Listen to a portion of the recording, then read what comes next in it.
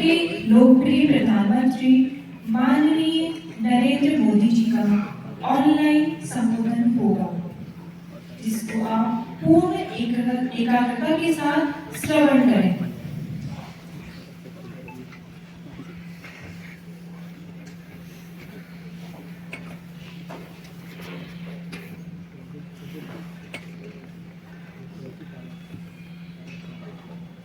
रोजगार मेला इसी अमृत यात्रा का एक पड़ाव है, जिसमें 61,000 से अधिक युवा केंद्र सरकार के विभिन्न मंत्रालयों और विभागों से अपने नियुक्ति पत्र प्राप्त करने जा रहे हैं।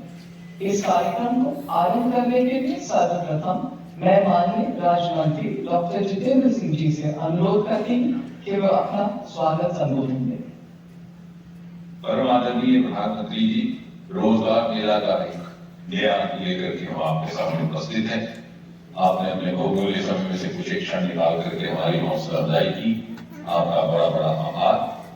22 अक्टूबर 2023 को आप ही की घटना से प्रारंभ किए गए रोजगार मेला के इस क्रम के परिणाम स्वरूप जहां एक और सरकारी नौकरियों में नियुक्तियों की संख्या में इजाफा हुआ, वहीं साथ ही साथ नियुक्ति प्रणाली में गति भी पाई और उसमें पारदर्शिता भी आई। भारत सरकार की प्रमुख recruitment agencies UPSC, staff selection commission और रेलवे रिक्रूटमेंट बोर्ड ने यदि आंकड़े देखें तो यूपीए के कार्यकाल में मात्र 7,22,000 नियुक्तियां की थी, जो एनडीए के कार्यकाल में 1.5 गुना से बढ़कर के 10,96,000 हो गई। यदि बैकलॉग नियुक्तियों की बात करें, जिसका सीधा ताल्लुक रिजर्व कैटेगरी से है, तो यूपीए केवल 1,08,000 नियुक्तियां कर पाए थे, जबकि एनडीए के कार्यकाल में 4 गुना बढ़कर के 4,79,000। इतना ही नहीं, हमने वो भी देखा जब सरकारी नौकरियों की प्रमोशन में एक तरह का स्टैग्नेशन आ गया था। बहुत सारे ऐसे सज्जन थे जिस पद पर नियुक्त होते वहीं से सेवानिवृत्त हो जाते, एक और उनके साथी उनके लिए फिर पार्टी का आयोजन करते, दूसरी ओर दिन में वो मदान लेकर रुखसत पाते। हमने उस विडंबना को भी दूर किया। गत 11 वर्षों में 20 लाख से अधिक प्रमोशन करके इस स्टैग्नेशन को पूरी तरह से दूर कर दिया। नियुक्ति प्रणाली में पारदर्शिता लाने हेतु तथा उम्मीदवारों के लिए ईज ऑफ टेकिंग एग्जाम हेतु अनेकों नए प्रावधान लाए गए। स्टाफ सिलेक्शन कमीशन ने एक नया पोर्टल स्थापित किया, जिसके द्वारा सेंटर ऑफ प्रेफरेंस दर्ज किया जा सकता है, date of preference for exam दर्ज किया जा सकता है, आंसर की को एक्सेस किया जा सकता है और साथ ही साथ अपनी शिकायत भी दर्ज करवाई जा सकती है। इसी प्रकार यूपीएससी ने unified one tyre registration system introduce किया, जिसे आधार और निजी लॉकर के साथ इंटीग्रेट कर दिया गया। दिव्यांग उम्मीदवारों के लिए पिछले कुछ वर्षों में एक बड़ा ही संवेदनशील निर्णय लेते हुए यूपीएससी ने गारंटीड सेंटर ऑफ चॉइस का प्रावधान लाया है, जिसके तहत दिव्यांग उम्मीदवार देश में जहां भी जिस सेंटर में इम्तिहान देना चाहे, उन्हें गारंटी के तौर पर वही सेंटर अलॉट किया जाएगा। यूपीएससी ने ही एक नवीन प्रयोग प्रतिभा सेतु करके ऐसे उम्मीदवार जो फाइनल परीक्षा में उत्तीर्ण होने के बावजूद भी किसी तरह से कामयाब ना हो पाए, उनकी योग्यता के अनुकूल वैकल्पिक जॉब हासिल करने हेतु एक पोर्टल कायम किया है। आपके इस प्रयोग से सफल देखते हुए बहुत से राज्य सरकारों ने भी रोजगार मेला का कॉन्सेप्ट अपनाया है। सरकारी नौकरी के ऊपर ही युवा निर्भर ना रहे, इसके अतिरिक्त रोजगार के विकल्प भी गत 11 सालों में ही उपलब्ध करवाए गए। उदाहरण के तौर पर स्टार्टअप इंडिया के तहत 2,08,000 से अधिक स्टार्टअप अभी तक हो चुके हैं, जिनके माध्यम से 21 लाख से अधिक जॉब जनरेट हुए। प्रधानमंत्री मुद्रा योजना के तहत 56 करोड़ 3 लाख लोन वितरित किए गए, जिसमें से 60% से अधिक महिलाओं। प्रधानमंत्री स्वनिधि योजना के तहत 70 लाख से अधिक स्ट्रीट वेंडर्स को लाभ पहुंचा।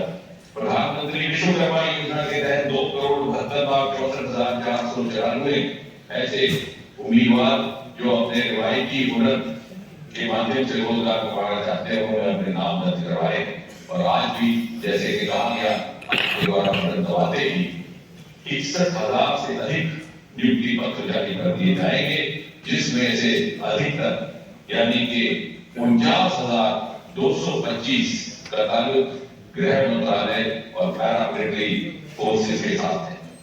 आज के रोजगार मेले का एक महत्वपूर्ण पहलू ये भी है कि भारी संख्या में महिला कांस्टेबल्स की नियुक्ति की जा रही है और ये भी इसलिए संभव हुआ कि गत 11 वर्षों में आपने महिलाओं को सिक्योरिटी फोर्सेस में शामिल होने के लिए अनेकों एनेबलिंग प्रोविजंस इंट्रोड्यूस किए। आज सीमा पर जीरो लाइन पर बीएसएफ की महिला ट्रूप्स तैनात हैं और यदि सीआरपीएफ की बात करें तो आज से 2 ही दिन बाद 26 जनवरी को कर्तव्य पथ पर सीआरपीएफ की और मेल कंटिंजेंट पुरुषों की कंटिंजेंट की अगुवाई कोई पुरुष नहीं बल्कि महिला असिस्टेंट कमांडर करने वाली है। आज के रोजगार मेला की दूसरी विशेषता ये कि लगभग 14.6% शेड्यूल्ड ट्राइब उम्मीदवार यानी रिजर्वेशन की दर से दुगनी तादाद और ये भी इसलिए हुआ कि गत 11 वर्षों में आपने अनुसूचित जनजातियों को लेकर के विशेष ध्यान दिया है। अंत में केवल इतना कहना है कि आज जब बिहार योजना की रचना करते हुए विकसित भारत के लक्ष्य को सामने रखा जाता है तो यही वो युवा है आज नियुक्ति पत्र प्राप्त करने वाले जो सन 2047 में अपने करियर और ऊर्जा की जन्म सीमा पर होंगे।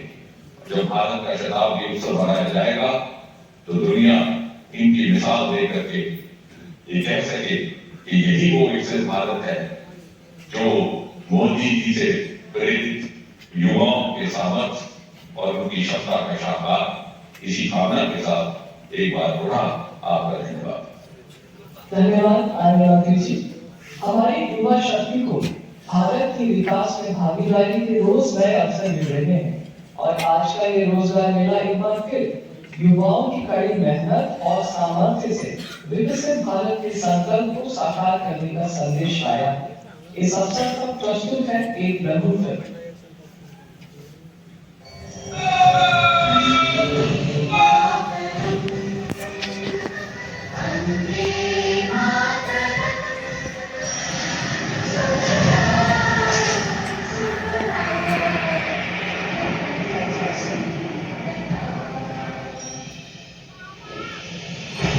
दुनिया की सबसे तेज गति से बढ़ती बड़ी इकॉनमी भारत आज सिर्फ विकास के सपने देखने वाला देश नहीं बल्कि बड़े बड़े सपनों को साकार करने वाला देश बन रहा है।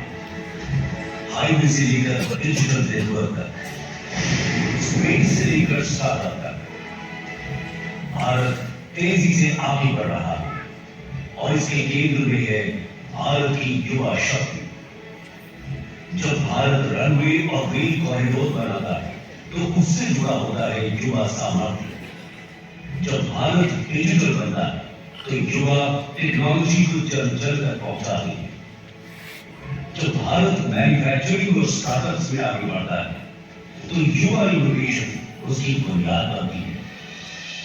पिछले 11.5 वर्षों में प्रधानमंत्री नरेंद्र मोदी जी के नेतृत्व में देश में युवाओं की आकांक्षाओं और सपनों को अभूतपूर्व उड़ान देने के लिए एक के बाद एक लगातार योजनाएं बनाई और युवाओं को अवसरों से रोजगार और स्वरोजगार से जुड़ा गया।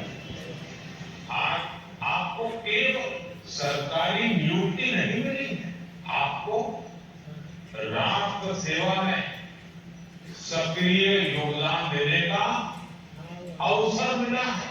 देश विकसित भारत के निर्माण का संकल्प लेकर आगे बढ़ रहा है। इसमें सबसे बड़ी भूमिका हमारे युवाओं की है। अवसरों की इसी श्रृंखला का अहम घटक बनकर उठा है रोजगार मेला। रोजगार मेले के माध्यम से जहां युवाओं को राष्ट्र निर्माण में प्रमुख भूमिका निभाने का अवसर मिल रहा है, वहीं दूसरी ओर उनके जोश और स्किल्स से सरकारी तंत्र में भी नई ऊर्जा का सृजन हुआ है। आज एक बार फिर रोजगार मेला के तहत प्रधानमंत्री जी के द्वारा देश भर से चयनित 61,000 से अधिक युवाओं को सरकारी नौकरियों के नियुक्ति पत्र सौंपे जा रहे हैं। इन युवाओं को गृह मंत्रालय, स्वास्थ्य और परिवार कल्याण मंत्रालय, रक्षा मंत्रालय, वित्तीय सेवाएं विभाग, परमाणु ऊर्जा विभाग, उच्च शिक्षा विभाग और केंद्रीय सार्वजनिक क्षेत्र उद्यम CPSE जैसे महत्वपूर्ण विभागों में नियुक्तियां दी जा रही हैं। इन विभागों से जुड़कर युवाओं के हौसलों को नई उड़ान और पहचान मिलेगी। रोजगार मेला युवा शक्ति और राष्ट्र के बीच एक मजबूत सेतु है। रोजगार मेले से जुड़कर युवा कर्मयोगी के रूप में बन रहे हैं प्रगति के प्रेम, सेवा के स्तंभ और विश्वास के प्रति। ये नौकरी भर ही नहीं, ये देश सेवा का यज्ञ। रोजगार मेला युवाओं की निरंतर प्रगति, विकसित भारत की गति शक्ति। मैं आदरणीय प्रधानमंत्री जी से आग्रह करती हूँ कि वो कृपया रिमोट का बटन दबाकर 61,000 से अधिक नियुक्ति पत्रों के वितरण के इस अभियान का शुभारंभ करें।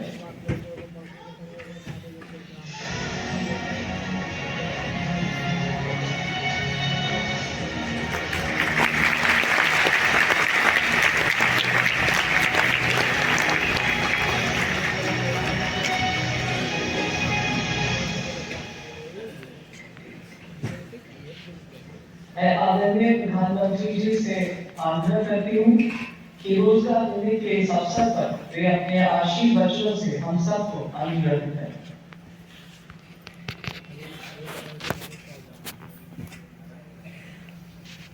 सभी युवा साथियों, आप सबको मेरा नमस्कार।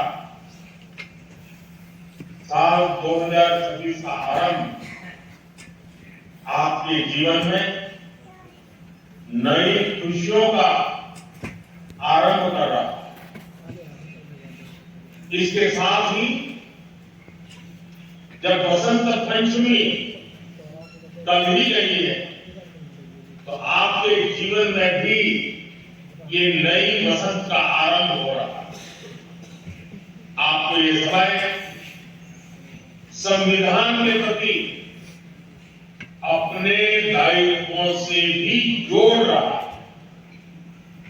संयोग से इस समय देश में गणतंत्र का महापर्व चल रहा है। कल 23 जनवरी को हमने नेताजी सुभाष की जयंती पर पराक्रम दिवस मनाया और अब कल 25 जनवरी को राष्ट्रीय मतदाता दिवस है। फिर उसके बाद 26 जनवरी को गणतंत्र दिवस है। आज का दिन भी विशेष है। आज के ही दिन हमारे संविधान ने जन गण मन को राष्ट्रीय गान और वंदे मातरम को राष्ट्रीय गीत के रूप में अपनाया। आज के इस महत्वपूर्ण दिन देश के 61,000 से ज्यादा नौजवान जीवन की नई शुरुआत कर रहे हैं। आज आप सबको सरकारी सेवाओं के नियुक्ति पत्र मिल रहे हैं। ये एक तरह से नेशन बिल्डिंग का इन्विटेशन लेटर है। ये विकसित भारत के निर्माण को गति देने का संकल्प पत्र है। आप में बहुत सारे साथी देश की सुरक्षा को मजबूत करेंगे। हमारे एजुकेशन और हेल्थ केयर इकोसिस्टम को और सशक्त करेंगे। कई साथी वित्तीय सेवा और एनर्जी सिक्योरिटी को मजबूती देंगे। तो कई युवा हमारी सरकारी कंपनियों की ग्रोथ में महत्वपूर्ण भूमिका निभाएगी। मैं आप सभी युवाओं को बहुत बहुत बधाई और शुभकामनाएं देता हूं। साथियों, युवाओं को कौशल से जोड़ना और उन्हें रोजगार, स्वरोजगार के अवसर देना, ये हमारी सरकार की प्राथमिकता है। सरकारी भर्तियों को भी कैसे मिशन मोड पर किया जाए, इसके लिए रोजगार मेले की शुरुआत की गई।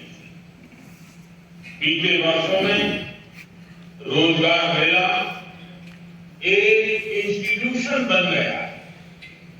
इसके जरिए लाखों युवाओं को सरकार के अलग अलग विभागों में नियुक्ति पत्र मिल चुके।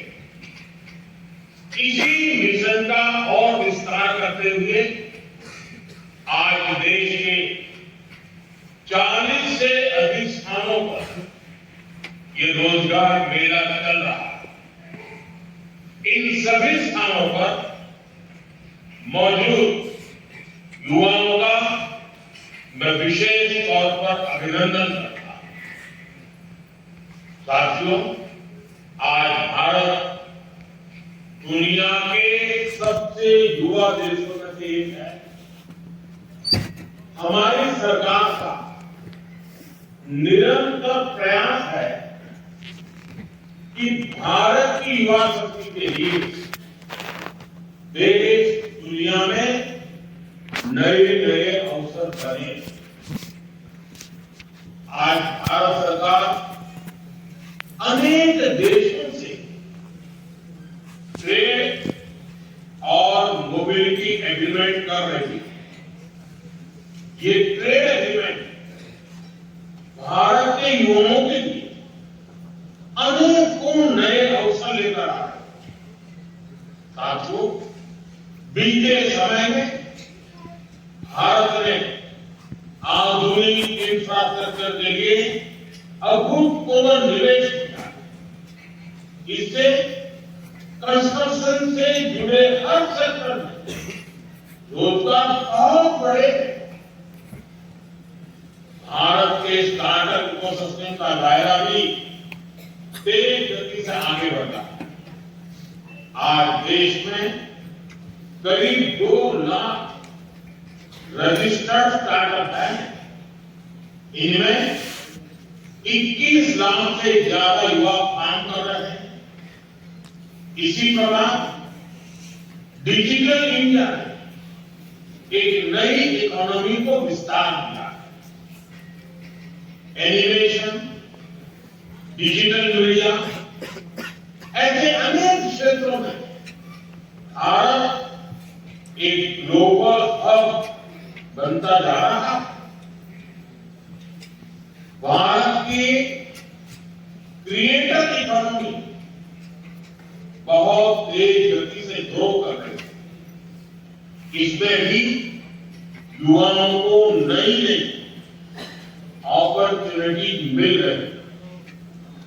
मेरे युवा साथियों, आज भारत पर जिस तरह दुनिया का भरोसा बढ़ रहा है, वो भी युवाओं के लिए अनेक नई संभावनाएं बना रहा है।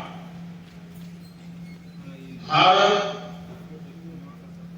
दुनिया की एकमात्र बड़ी इकोनॉमी है जिसने एक दशक में जीडीपी को डबल किया।